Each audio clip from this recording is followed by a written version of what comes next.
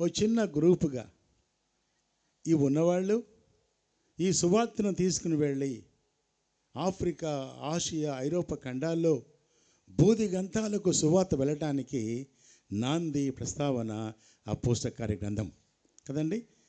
ఈ సంవత్సరం మనకు వచ్చిన థీమ్ ఏంటంటే నేను ఏర్పరచుకున్న సాధనం. చాలా సాధనాలు ఉన్నాయి.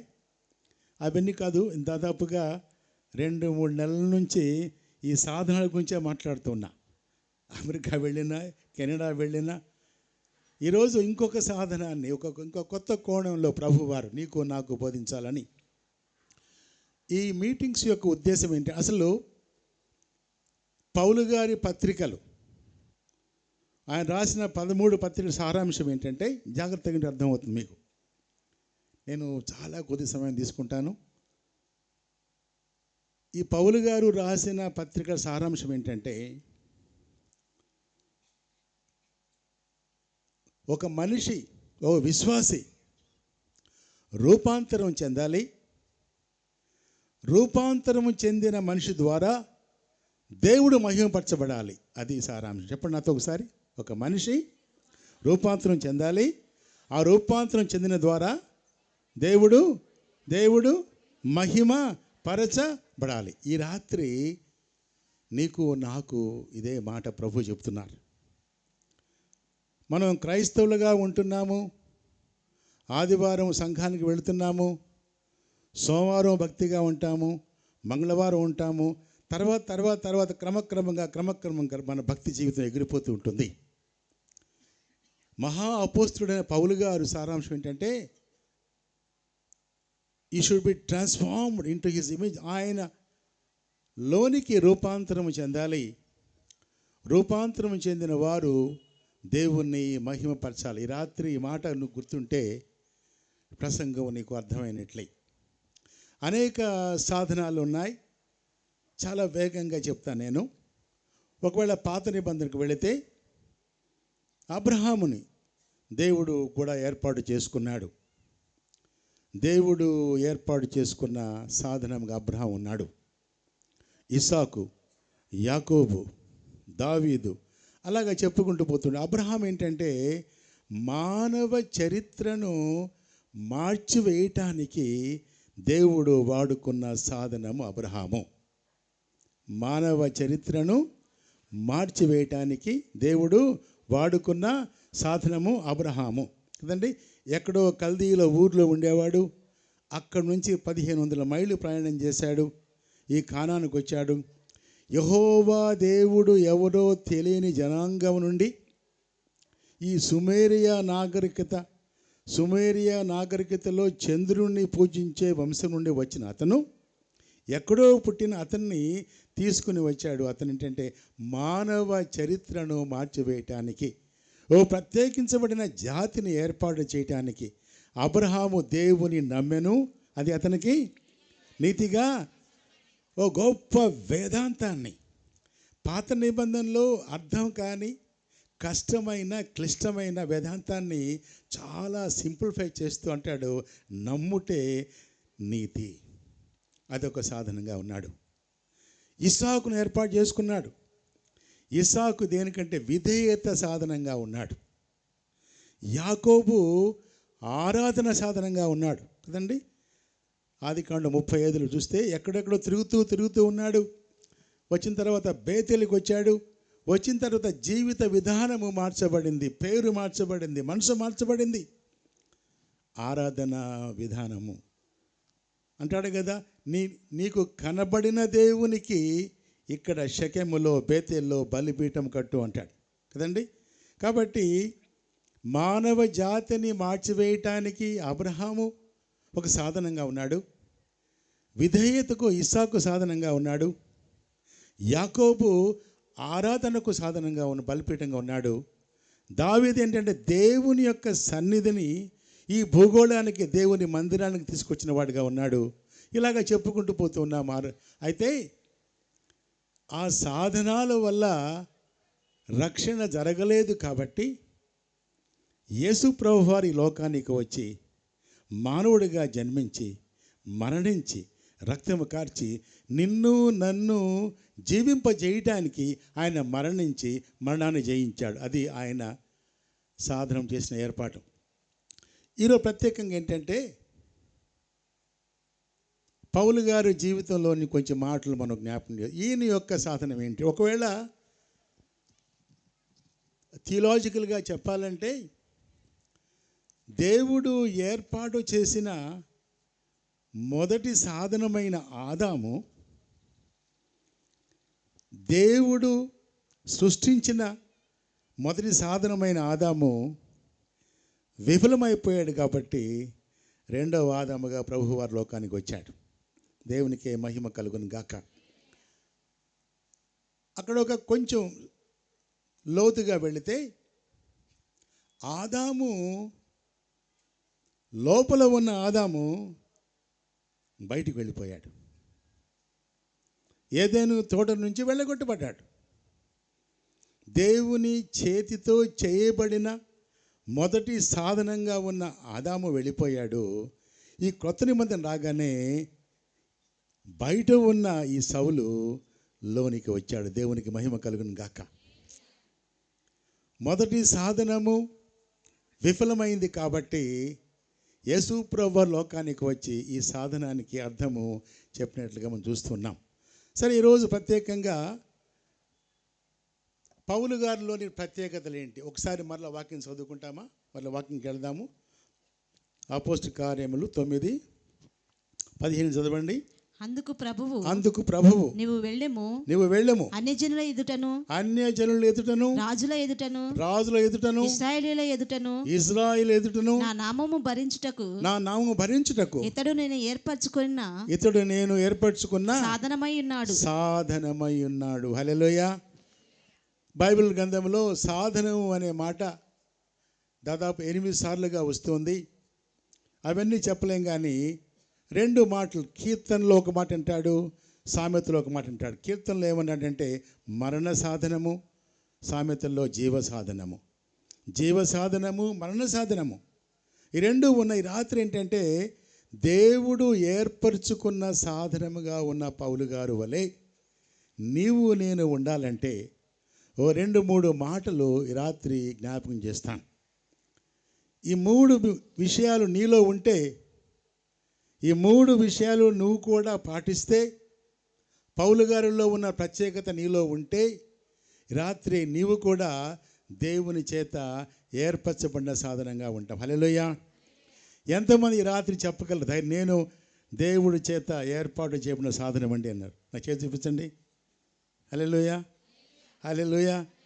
ఈ మాట దేవుడే సాక్షి కాబట్టి ఈ రాత్రి మీ సాక్ష్యము స్థిరపరచబడాలి. అంతేకాకుండా సాధనంగా ఉన్న నీవు నేను అనేక సాధనాలు తీసుకుని రావాలి దేవుని రాజ్యానికి. అది ప్రభువారి యొక్క ఉద్దేశం కదండి. కాబట్టి నీవు మరణ సాధనంగా ఉన్నావా, జీవ సాధనంగా ఉన్నావా? ఈ రాత్రి ఒక ప్రశ్న వేసుకోవాలి.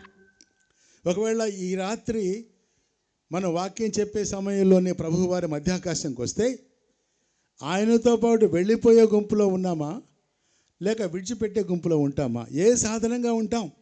మరణ సాధనంగా ఉంటామా, జీవ సాధనంగా ఉంటాం? ఒక మాట చెప్పండి నాతో. ఏ సాధనం మనం? గట్టిగా చెప్పండి అమ్మా, గట్టిగా చెప్పండి, గట్టిగా చెప్పండి, గట్టిగా చెప్పండి. సో పౌలు గారి జీవితంలో ఉన్న గొప్ప విశేషాలు ఏంటి? ఎందుచేత ప్రభు ఏర్పాటు చేసుకున్నాడు అంటే, బయటవాడు సౌలు అంటే హెబ్రీ భాషలో ప్రశ్నించేవాడు. చెప్పండి, ఏంటాడు? గట్టిగా చెప్పాలా, గట్టిగా చెప్పండి. మనలో చాలామంది ప్రశ్నించే వాళ్ళు ఉంటారు కదండి. అదే చైర్మన్ అవునా? ప్రశ్నించేవాళ్ళు కదా. పాస్టర్ని ప్రశ్నిస్తారు, సేవకుల్ని ప్రశ్నిస్తారు, బిషప్ని ప్రశ్నిస్తారు, ఎవరు పడితే. అంటే దేవుని సేవకుడు అంటే చాలామందికి చాలా తేలిగ్గా ఉంటుంది. ఈ ప్రశ్నించే సౌలు, ఆ మాటకు ఇంగ్లీష్ మాట హెబ్రీ ఏంటంటే ఆస్క్డ్ ఫర్ అంటారు. ఈ ప్రశ్నించే సౌలు పౌలుగా మార్చబడ్డాడు, చిన్నవాడుగా మార్చబడ్డాడు. ఈ ప్రశ్నించే సౌలు పరిశుద్ధుడిగా మార్చబడ్డాడు. ఎందుకంటే దేవుని చేత ఏర్పరచబడిన సాధనంగా ఈ రాత్రి నీవు ఏ సాధనంగా ఉన్నావో నీకు నీవే సాక్షి అంటాడు పౌలు గారు ఈ పత్రికలో సారం అద్భుతంగా ఉంది. 13 పత్రికల్లో సారాంశం అద్భుతంగా ఉంటుందండి. ఆయన మాటలు పత్రిక చదువుతూ ఉంటే పరలోకము మన ముందు కనపడుతూ ఉంటుంది. హల్లెలూయా, హల్లెలూయా. దేవుని వాక్యము చదవలేకపోతున్నాం కాబట్టి దేవుని యొక్క పరలోక మర్మాలు మనకు అర్థం చేసుకోలేకపోతున్నాం. దేవుడిచ్చిన దీవెనలు, అనంత దీవెనలు, ఆశీర్వాదాలు ఇవన్నీ కూడా అంటే ఎన్నో శ్రేష్టమైన మాటలు మన కొరకు పరిశుద్ధాత్మ దేవుడు లిఖించి ఉంచాడు. అంటాడు ఈ 13 పుస్తకాల సారాంశం, నీవు నేను రూపాంతరము చెందేవారిగా ఉండాలి. మనసు, ఆలోచన, ఉద్దేశం.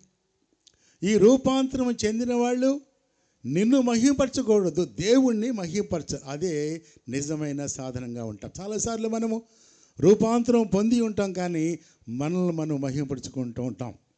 ఈ రాత్రి ఒకవేళ ప్రశ్నించేవాడిగా, దుర్నీతి సాధనంగా, దేవునికి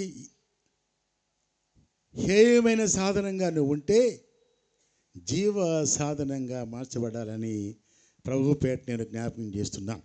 యేసూపర్ దేవుడు మన కొరకు ఏ మానవుడు ఎవరు చేయలేని మహా గొప్ప కార్యము నీ పక్షంగా నా పక్షంగా చేశాడు. మహాదేవుడు ఆకాశం పట్టజాలని మహాదేవుడు పరలోకాన్ని విడిచిపెట్టి ఈ లోకానికి మానవుడిగా వచ్చి మరణించి మరణాన్ని జయించి నిన్ను నన్ను పరలోకానికి తీసుకువెళ్ళటానికి ఆయన పరలోకాన్ని విడిచిపెట్టాడు. ఇంత గొప్ప దేవుడు నీ పక్షంగా చేస్తే నీవు నేను ప్రభు నాకు ఏం చేస్తూ ఒక ప్రశ్న మనం వేసుకోవలసి ఉన్నాం. ఐరోపా ఖండంలో ఒక గొప్ప పెయింటర్ స్టెన్బర్గ్ 1818 కాలంలో జీవించాడు. స్టెన్బర్గ్, చెప్పండి, పేరు చెప్పండి. స్టెన్బర్గ్. ఇతను వేసిన ఒక చిత్రము ప్రపంచాన్నే కదిలించి వేసింది. స్టెన్బర్గ్, వాసిలీ స్టెన్బర్గ్.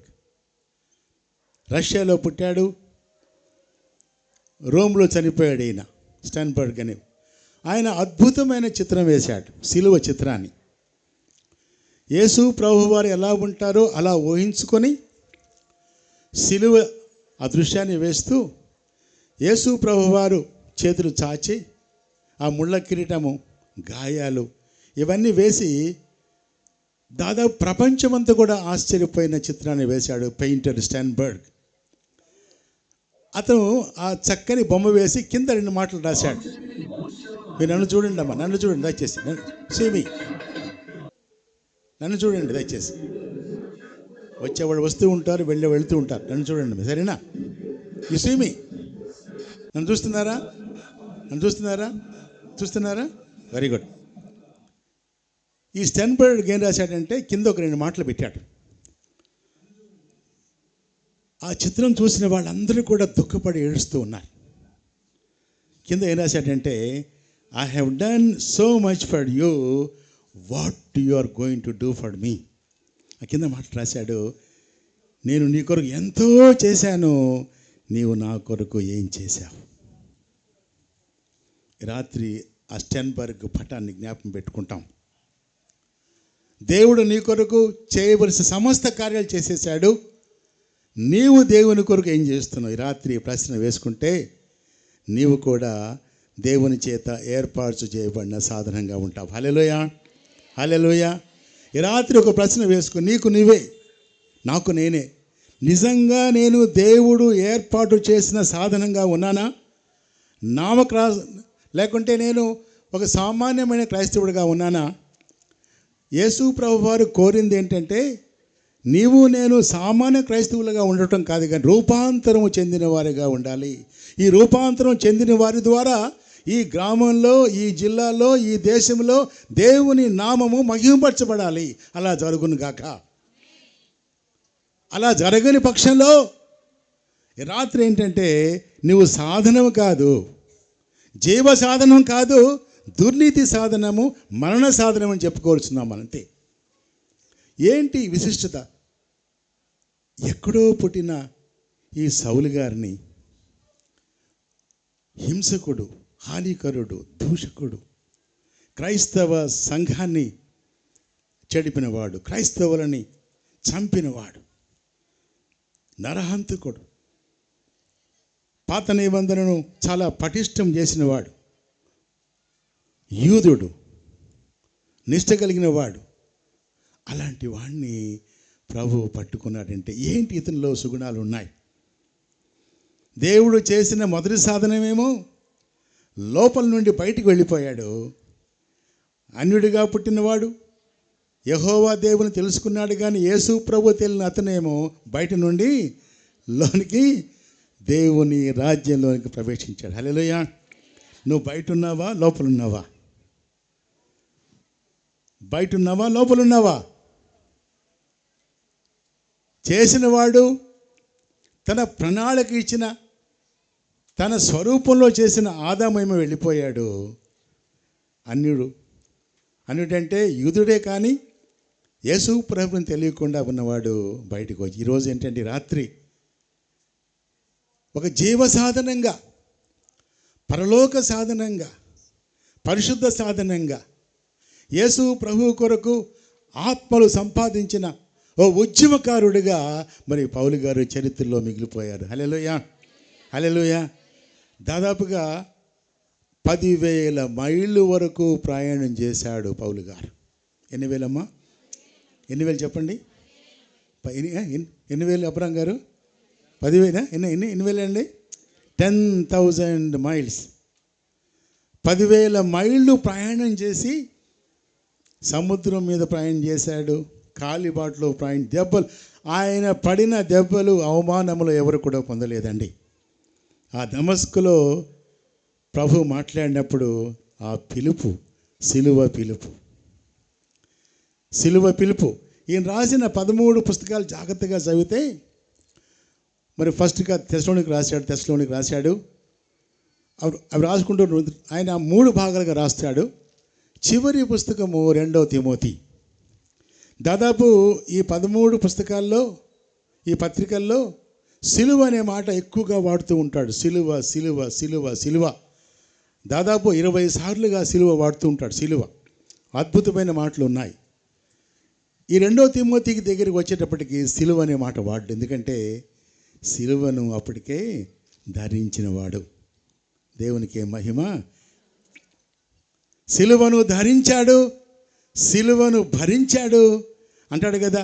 లోకం కొరకు యేసు ప్రభు వారు సిలువలో మరణిస్తే, జాగ్రత్త వినండి మాట, లోకం కొరకు యేసు ప్రభు వారు నీ కొరకు, నా కొరకు, పాపాల కొరకు సిలువలో ప్రభు మరణిస్తే, సిలువ పిలుపుకు మరణించిన వాడు పౌలు. ఓ మహా అపోస్తులుడండి. దాదాపుగా మరి కొత్త నిబంధన అన్నీ చూస్తే 7,095 వచనాలు ఉంటాయి కొత్త నిబంధన మొత్తం కూడా.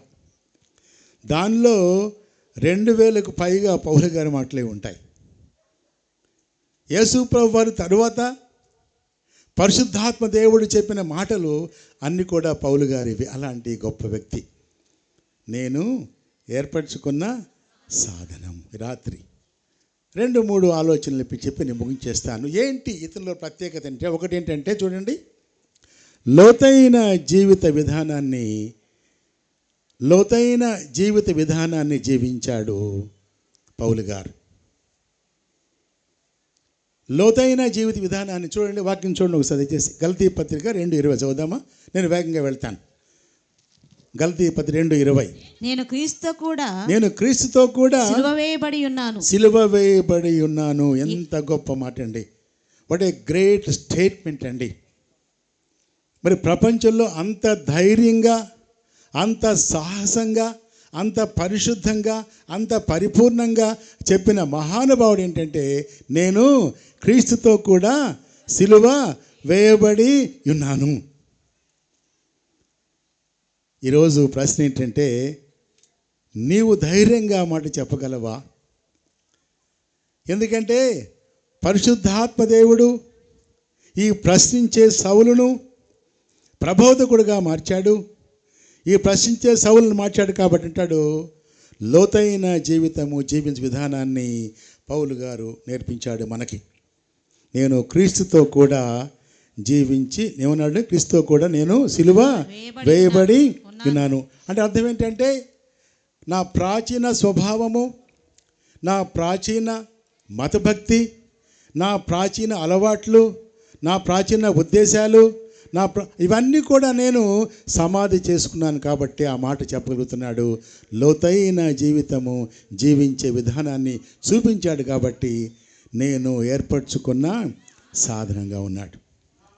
ఈ రాత్రి మొదటి మాట ఏంటంటే, దేవుడు ఏర్పాటు చేయబడిన వాళ్ళగా ఉన్న నీవు నేను లోతైన జీవిత విధానాన్ని చూస్తున్నామా, లేక పైగా జీవిస్తూ ఉన్నామా? ఈ ప్రశ్నించే సౌలు పరిశుద్ధుడిగా మార్చబడ్డాడు, ప్రబోధకుడుగా మార్చబడ్డాడు. అంతేకాకుండా సిలువ వీరుడిగా, సిలువను మోసినవాడిగా, సిలువ సువార్తను ప్రకటించిన వాడిగా ఉన్నాడు. కాబట్టి లోతైన జీవిత విధానాన్ని జీవించాడు, నేర్పించాడు, బోధించాడు, రాశాడు. ఈ రాత్రి నువ్వు దుర్నీతి సాధనంగా ఉన్నావా, జీవ సాధనంగా ఉన్నావా? ఒకవేళ జీవ సాధనంగా ఉంటే రక్షించబడి మారు మనసు పొంది బాప్తిస్మం తీసుకొని దేవుని వాక్యానుసారంగా జీవిస్తే నీవు జీవ సాధనమే. జీవ సాధనంగా ఉన్న నీవు అంటే లోతైన జీవిత విధానాన్ని ఉంటున్నామా, జీవిస్తున్నామా, బోధిస్తున్నామా? మన మాటలు, మన సాక్ష్యము ఒకే లైన్లో ఉన్నాయా? మన జీవితం ఎలా ఉంది? మన ప్రసంగాలు, మన జీవితాలు ఒక విధంగా ఉన్నాయా, రెండు మార్గాలుగా ఉన్నాయా? ఈరోజు ఆ ప్రశ్నించే సౌలును ప్రభువారు ఏర్పాటు చేసుకుని, ఎందుకంటే లోతైన జీవిత విధానాన్ని జీవించాడు. నెంబర్ 1. రెండవది ఏంటంటే, వాక్యంలోకి వెళదాము. చూడండి, ఫిలిప్పీ 1:21 చూడండి. నా మట్టుకైతే బ్రతుకుట క్రీస్తే, నా మట్టుకైతే బ్రతుకుట క్రీస్తే, చావైతే లాభము, చావైతే రెండవ మాట ఏంటంటే, ఈ ప్రశ్నించే సౌలు పరిశుద్ధుడిగా మార్చబడ్డాడు, ప్రబోధకుడిగా మార్చబడ్డాడు, సిలువ వీరుడిగా మార్చబడ్డాడు. అనేక మందిని పరిశుద్ధాత్మ దేవుని చేత సాధనాలుగా తయారు చేశాడు. కాబట్టి రెండవది ఏంటంటే, మొదటిది లోతైన జీవిత విధానాన్ని జీవించాడు, రెండవది లోతైన మరణ విధానాన్ని కూడా జీవించాడు. నా మట్టుకైతే బ్రతుకుట క్రీస్తు, చావైతే a new dynamics of life. ఈ రాత్రి ఈ మాట చెబితే చాలా బాధగా ఉంటుంది కదండి. చావైతే లాభం అని చెప్పగలమా మనం? చావైతే నష్టం అండి. నేను ఉంటే లాభము, నేను జీవిస్తే లాభము. పౌలు గారు అసమానమైన మాట ఏంటంటే, చావైతే లోతైన అంటే మరణ విధానాన్ని కూడా చెప్పాడు. కాబట్టి నేను అంటాడు ప్రభువారు, నేను ఏర్పరచుకున్న సాధనమై ఉన్నాడు. ఈ ఫిలిప్పీ పత్రిక అద్భుతంగా ఉంటుంది, జైలు పత్రికలు కదండి. ఆ 4 అధ్యాయాలు చాలా చక్కగా రాస్తాడు పౌలు గారు. అంటాడు, మొదటి అధ్యాయంలో యేసు ప్రభువే మన జీవితం, ఈజ్ అవర్ లైఫ్ అంటాడు. రెండవది యేసు ప్రభువే మనకు మాదిరి అంటాడు. 3వ అధ్యాయంలో యేసు ప్రభువే మన యొక్క గురి అంటాడు. తర్వాత 4వ అధ్యాయంలో యేసు ప్రభువే మనకు బలం. ఈ 4 మాటలు చెబుతుంటాడు. నా మట్టుకైతే బ్రతుకుట క్రీస్తు, చావైతే లాభము.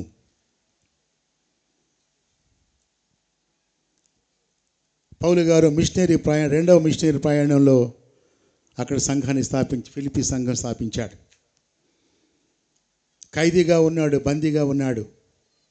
సిలువ శ్రమలు, సిలువ గురించిన అవమానము, ఎందుకంటే దేవుడి చేత ఏర్పాటు చేయబడ్డాడు కాబట్టి అద్భుతంగా తన జీవితం అంతా కూడా తార్సులో పుట్టాడు, బహుశా రోమాలో హతసాక్షిగా మరణించి ఉండవచ్చు.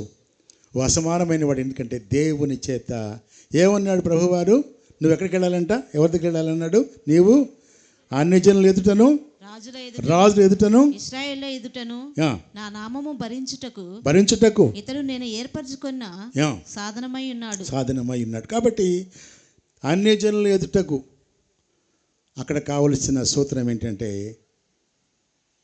ప్రార్థనా బలం. రాజుల దగ్గరికి వెళ్ళేటప్పుడు కావాల్సింది జ్ఞానం. మూడోది ఏమన్నాడమ్మా? ఇజ్రాయేలుడికి వాక్యం. ప్రార్థన, జ్ఞానము, వాక్యం. చెప్పండి నాతో. ప్రార్థన, జ్ఞానము, ఈ మూడు ఉన్నాయి కాబట్టి అన్నాడు దేవుడు ప్రభు గారితో, నేను ఏర్పరచుకున్న సాధనమై. రాత్రి మొదటి మాట ఏమనుకున్నామంటే లోతైన జీవిత విధానాన్ని చూపించాడు పౌలు గారు. రెండవది లోతైన జీవిత అయిన తర్వాత మరణాన్ని కూడా, అంటే ప్రభు కొరకు మరణించాలి. దేవుడు నీకు నాకు అప్పగించిన పని ఆత్మలు సంపాదించుట. ఈ 13 పత్రికల సారాంశం ఏంటంటే రూపాంతరము చెందాలి మానవుడు. తర్వాత ఏం చేయాలండి? దేవుని మహిమపరచాలి. అది పౌలు గారి ఉద్దేశం. ఈ రాత్రి ఏంటంటే రూపాంతరము చెందిన నీవు, సాధనంగా మార్చబడిన నీవు నేను దేవుని మహిమపరచగలిగినప్పుడే నీవు నేను నిజంగా ఆయన సాధనంగా ఉంటాం. జీవ సాధనంగా ఉన్న నీవు నేను అనేక సాధనాలను ప్రభు కొరకు సంపాదించాలి. రాత్రి నేను ముగించే ముందు మూడవది ఏంటంటే లోతైన పరలోక జీవించు విధానాన్ని నేర్పించాడు. చూడండి, కొలసీ పత్రిక 1వ అధ్యాయము 21 చూడండి, 12 చూడండి, 12, 1, 12. మీ నిమిత్తము ప్రార్థన చేయుట మానక. కొలసీ 1:12. అందుచేత ఈ సంగతి వినిన నాటి నుండి మేమును మీ నిమిత్తము ప్రార్థన చేయుట మానక మీరు సంపూర్ణ జ్ఞానమును ఆత్మ సంబంధమైన వివేకము గలవారును ఆయన చిత్తమును పూర్ణంగా గ్రహించిన వారునై ప్రతి సత్కార్యంలో సఫలులగుచు దేవుని విషయమైన జ్ఞానమందు అభివృద్ధి పొందుచు అన్ని విషయములలో ప్రభువును సంతోషపెట్టినట్లు ఆయనకు తగినట్టుగా నడుచుకొనవలననియు ఆనందముతో కూడిన పరిపూర్ణమైన ఓర్పును దీర్ఘశాంతమును కనపరచునట్లు ఆయన మహిమా శక్తిని బట్టి సంపూర్ణ బలముతో బలపరచబడవలననియు తేజోవాసులైన పరిశుద్ధుల స్వాస్థ్యములో పాలివారమగుటకు మనలను పాత్రులుగా చాలమ్మా. మూడోది ఏంటంటే 3 మాటలు జ్ఞాపం చేసుకుంటే నేను ముగించేస్తాను.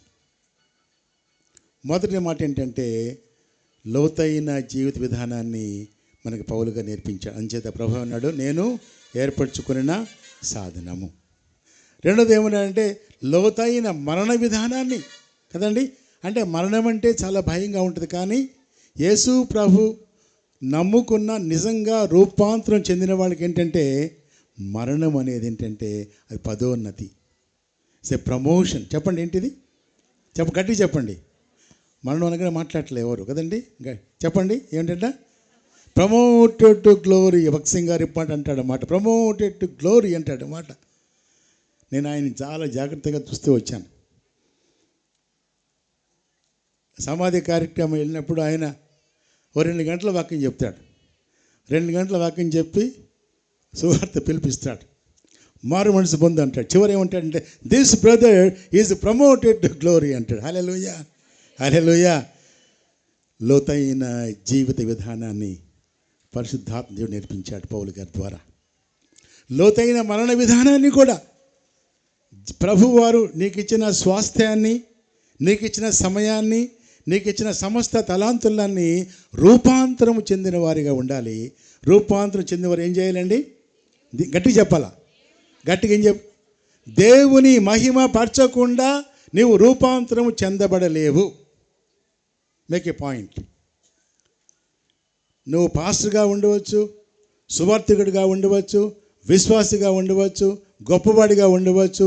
ఎలా ఉన్నా సరే నీ స్వాస్థ్యము, నీ తలాంతులు, నీ సమయము రూపాంతరము చెందినవాడు తప్పకుండా ప్రభుని మహింపరచాలి. అప్పుడే నీవు నేను సాధనంగా ఉంటాం. ముందుగా ఏమన్నాడంటే లోతైన జీవిత విధానాన్ని నేను నేర్పించాడు, అందుచేత ఏర్పాటు చేయబడ్డాడు సాధనంగా. లోతైన మరణ విధానం కూడా నేర్పించాడు ప్రభు కొరకు జీవించి. తర్వాత లోతైన పరలోక దర్శనం, తేజోవాసులైన. రాత్రి ఒక మాట ముగించే ముందు, యేసు ప్రభు వారు మధ్యాకాశంలో వస్తే రాత్రి ముగించే ముందు ఎంతమంది ఆయనతో వెళ్తామండి. వెళ్తారు, చేతులు చూపించు నాకు ఎవరన్నా. చాలా కొద్దిమంది, అంత చేతులు చాలామంది పాపం చేతులు కూడా ఉన్నట్లేవండి. వెలవడంలో చేతులు ఉన్నట్లేవు, ఉన్నాయండి. హల్లెలూయా. ప్రపంచ ప్రఖ్యాతిగాంచిన డిఎల్ మూడీ గారు అమెరికా దేశాన్ని ఉజ్జీవింపజేశాడు. నేను ముగించేస్తున్నాను 5 నిమిషాలు, సరేనా? నాకు 3 చెప్పండి ఏంటో. ఆయన ఈరోజు చెప్తాను ఉదాహరణ. లోతైన జీవిత విధానం నేర్చుకోవాలి. 2వది, 3వది వండర్ఫుల్. మన జీవితం రోజు కూడా బ్యాలెన్స్ షీట్ క్లియర్ చేసుకోవాలా. ఈరోజు ప్రభువా ఎట్లా ఉంది నా జీవితం ప్రభువా, బ్యాలెన్స్ షీట్. నిన్ను ఆయాసపరిచాను యేసయ్యా, నిన్ను గాయపరిచిన ప్రభువా, నా మాటలు, నా చూపులు, నా బ్రతుకు. చాలాసార్లు మరలా ప్రభువాన్ని సిలువ ఎక్కిస్తున్నాం మనం కదండి. మన జీవిత విధానము ప్రతిరోజు కూడా క్లియర్ చేసుకోవాలా దేవునితో. మూడీ గారు చాలా ప్రఖ్యాతిగాంచిన ప్రసంగికుడు. ఈయన మాట్లాడుతుంటే అమెరికాలో 100,000 మంది ప్రభువుని నమ్ముకుంటున్నారు. ఎంతమంది అండి? అమెరికా దేశాన్ని గజగజలాడించాడు ఉజ్జీవ జ్వాలతో డిఎల్ మూడీ గారు. ఆయనకు స్నేహితుడు ఉండేవాడు, ఆయన కూడా గొప్పవాడే, ఎఫ్బి మేయర్. చెప్పండి ఏం పేరు? నీ పేరు? FB mayor. ఒకరోజు అడిగాడంట మేయర్ మూడీని, ఏమయ్యా మూడీ గారు, నేను వాక్యం చెప్తున్నాను, నువ్వు చెప్తున్నావు, ఏంటి ఇది వ్యత్యాసం ఏంటి? నువ్వు మాట్లాడితే 1,000 మంది మారిపోతున్నారు అన్నాడంట మూడీ గారు. ఒక మాట, అయ్యా ఏమి లేదయ్యా, నేను నా ప్రసంగం ముగించే లోపల యేసుప్రభు వస్తాడేమో అనే భయం నాలో ఉంటుందయ్యా. అంచేత నా జీవితము, నా ప్రసంగాలు, నా ఉద్దేశాలు ప్రత్యేకంగా ఉంటాయి. రాత్రి మాట జ్ఞాపకం చేసుకోండి. అన్నిటికీ గ్యారంటీ ఉందండి, మనిషి ప్రాణం గ్యారంటీ లేదు. రాత్రి ఆ గ్యారంటీ ప్రభువారి. లోతైన జీవిత విధానాన్ని పౌలు గారి ద్వారా నేర్చుకున్నాం. లోతైన జీవిత మరణ విధానాన్ని కూడా నేర్చుకున్నాం. లోతైన పరలోక దర్శనం, తేజోవాసుల స్వాస్థ్యంలో పాలిభాగస్థుల మహాకృప ఆ ప్రభు వారు మనకు దయచేయను గాక. చిన్న ప్రార్థన చేసుకుంటాం. 2 నిమిషాలు కళ్ళు మూసుకోండి. జీవ సాధనమా, నువ్వు మరణ సాధనమా? 2 నిమిషాలు కళ్ళు మూసుకు, ఎవరి కళ్ళు తెరవద్దు. ఆయనే యేసు ప్రభు వారే సాధనంగా వచ్చాడు. మన ముందు పౌలు గారి జీవితం ఉంది కాబట్టి ఒక చిన్న కమిట్మెంట్ చేసుకుంటే నేను ముగించేస్తాను. ఏదెనులో ప్రవచించిన, బెత్లెహేములో ప్రవేశించిన,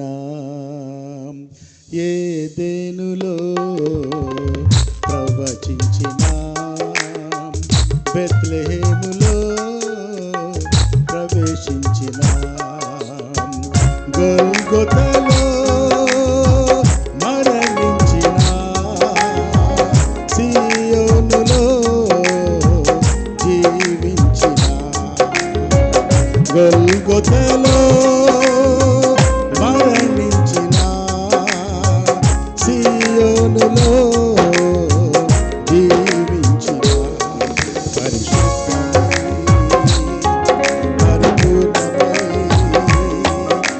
సత్కార్యములో పాలిభాగమై, పరిశుద్ధమై, పరిపూర్ణమై, అతి సత్కార్యములో పాలిభాగమై, ఘనమైన పాత్ర, గనుడైన యేసయ్య పాత్ర, ఘనమైన పాత్ర, గనుడైన యేసయ్య పాత్ర, నజరేయుని నీతి పాత్ర, యజమానుని చేతి పాత్ర, నజరేయుని నీతి పాత్ర, యజమానుని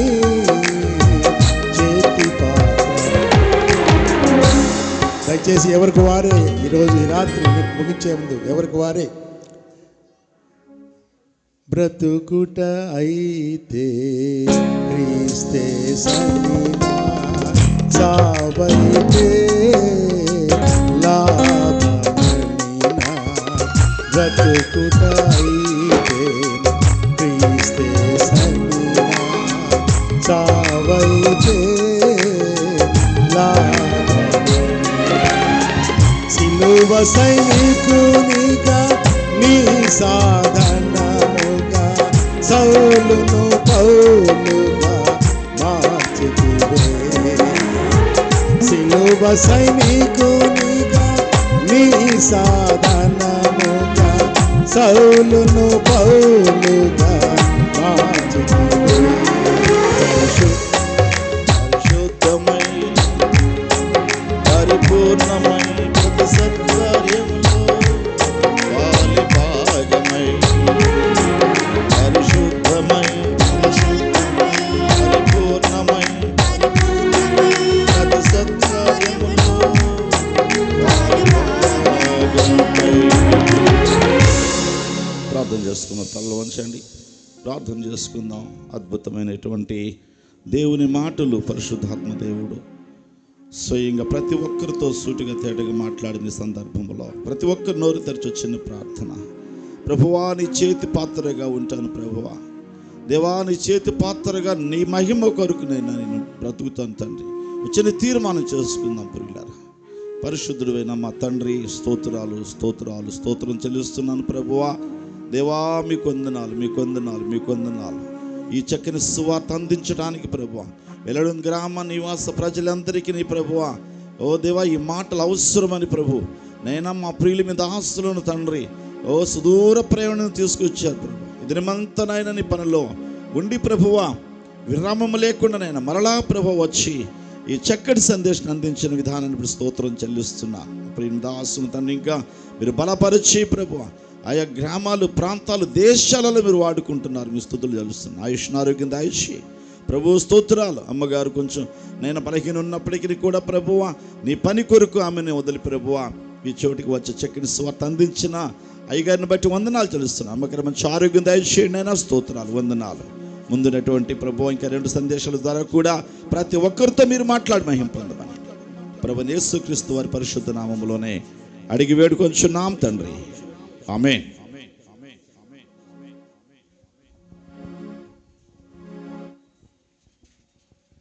శ్రేష్టమైన సందేశాన్ని అందించిన దేవుని దాసులు మన మిషన్ చీఫ్ కన్సల్టెంట్ అయ్య గారు డాక్టర్ బి సైమన్ సేద్రాయ్ గారికి ప్రత్యేకమైన వందనాలు తెలియజేస్తూ ఉన్నాం. అలాగే ప్రార్థించిన దేవుని దాసులు మన మిషన్ చైర్మన్ అయ్య గారికి ప్రత్యేకమైన వందనాలు. మరి ఈ సమయంలో మరి స్థానిక సంఘ కోయరు వారు వచ్చి ఒక పాట పాడుతూ ఉండగా ఈ సభల కొరకు కానుకలు స్వీకరించబడతా ఉన్నాయి. ప్రభు సన్నిధిలో ఉన్న ప్రతి ఒక్కరూ కూడా మీ యొక్క గుప్పెళ్ళు విప్పి మరి సభల కొరకు మీ ప్రేమపూర్వకమైనటువంటి కానుకలు మరి సమర్పించుకోవలసిందిగా ప్రభు పేరట మీకు మనవి చేస్తూ ఉన్నాం.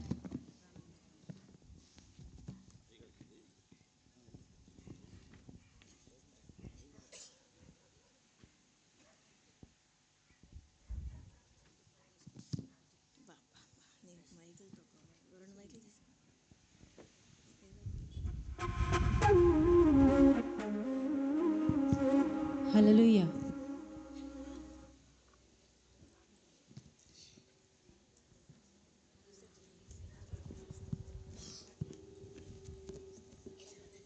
హల్లెలూయా. పాటల షీట్లో నుండి 8వ నెంబర్ పాట పాడుకొని దేవుని నామాన్ని మహింపరచుకుందాం. స్తోత్రము స్తుతి స్తోత్రము వేలాది వందనాలు. ఈ పాట పాడుకొని దేవుని మహింపరచుకుందాం.